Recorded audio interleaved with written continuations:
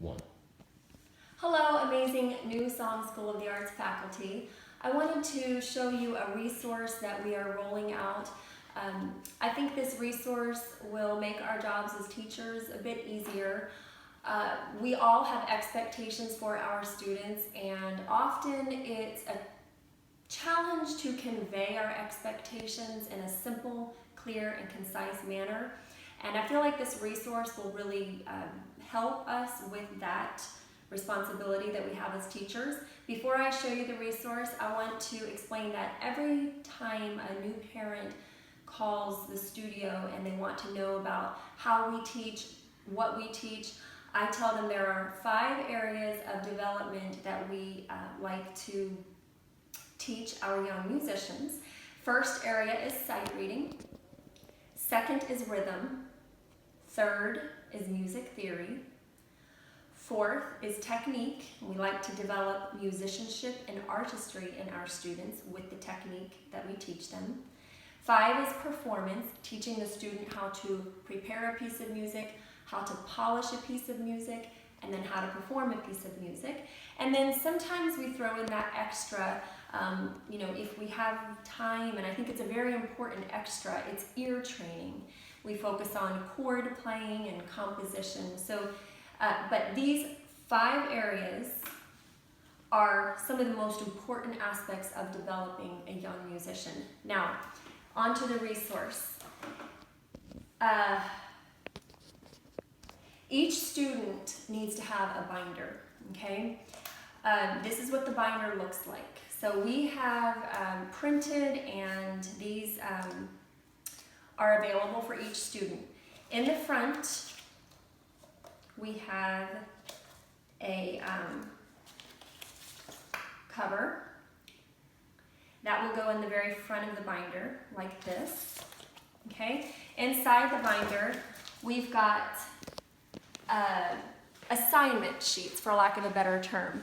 At the top it says daily music activities, the date, and then here we have listed the 5 areas that we want to develop in our students. We have an easy way to show the expectations that we set forth for these 5 areas of development. So if you see, we've got the sight reading, we've got technique.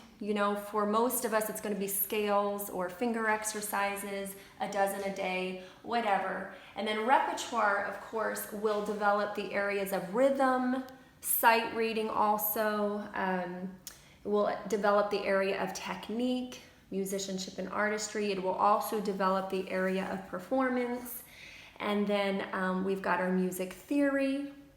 And then other would be for, things like I said, ear training or chord playing, improv. I want to go back to the top. This area of sight reading is something that is so important. Please make it a point to assign your students some sight reading activities each week, okay? So there you have it. These 5 areas of development are all going to be able to, you'll be able to line out your expectations very clearly each week. So each week I would suggest using a pencil. I would not use a pen. Use a pencil so that it can be easily erased if needed. You can fill one out for each week, okay? You flip the page. There's plenty of papers in here. You will not have to be going to the library to find more assignment sheets. So you've got quite a large section of assignment sheets, and you can just keep going forward with the date of each lesson. Then if you look right here, we've got a practice section. Okay, right here is the music practice record.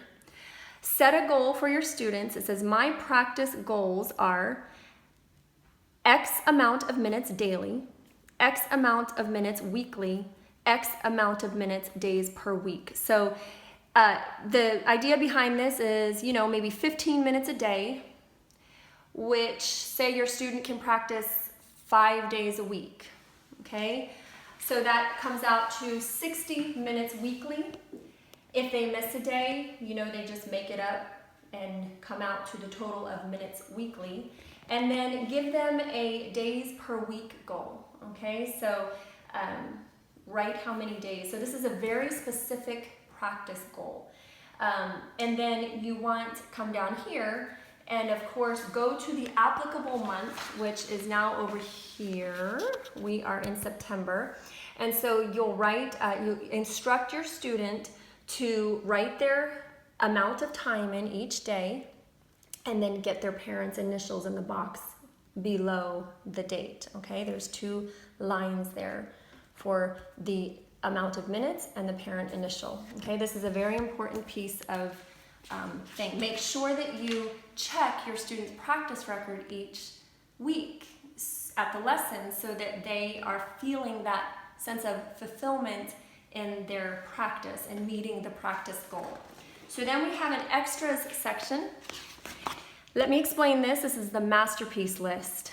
I feel like every student should have a list of repertoire that they can perform for grandmom, grandpa, cousins, aunts, uncles at any time. This masterpiece list becomes their repertoire list, their performance repertoire list. They learn a song, do a really good job, say, hey, let's put that on the masterpiece list. Turn to the extras section and put it on the masterpiece list. This says, listed below are my masterpieces. I will review 1 or more of these pieces each day so that I can be ready to perform them at any time. Master Plus Challenge. Complete the list and perform your very own concert. So when your students complete the list, they get to do their own concert. Of course, if you need help following through with that, contact the office, we'll help you. But this is a very important list. This is where the parent says, okay, now my kid can perform these 5 pieces for grandmom and grandpa when they come to town. This is an important list. Make sure that your students are reviewing the pieces on this list so that they are indeed ready to perform them at any time. So, and then of course behind this is nothing, but remember, since it's an extras section, they can put any extra music, like maybe sheet music that they have back here. If you copy a piece of music for them, it would go in the extras section. Okay, keep this binder organized for your student. Don't let them put extra things that don't belong in here. Then I want to explain the back quickly. Okay, this is an important piece of paper. And the back cover is a how am I doing? Okay, if you see, here's a piano. Okay, this section right here is where they will, if they meet their practice goal, you will, it says at each lesson, if you have met your weekly goal, your teacher will color 1 piano box yellow, okay? And this of course goes along with our logo of the yellow piano. Once the piano is all yellow, once all of the boxes are filled, turn this form in to the front desk for a yellow piano prize. So basically, if your student completes their weekly practice goal, which again, the weekly practice goal is written right here in the binder. Okay, the weekly practice goal is written right there. If they meet that, you check and make sure that they've got their parents' initials and their weekly time goal. If they meet it, congratulate them and fill in one of the boxes with a yellow crayon, yellow highlighter. Just color it in at the lesson. We'll supply yellow crayons, yellow highlighters in each studio. This right here is keys to success. These are just extra goals to achieve set by each student and teacher. Write the goals on the white keys, and when the goal is complete, color in the corresponding black key. So those are just extra goals, like maybe you give your student a song to compose or something. You know, write the goal on the white key, and when the student completes it, color in the black key. And then of course, congratulate them when they've got their black key filled in. Okay, let us know if you have any questions.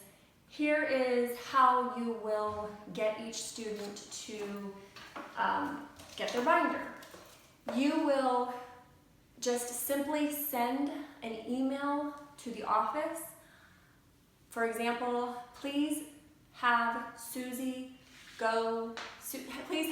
mom get a binder, and we will take it from there. We just need to know which of your students you want to have the binder.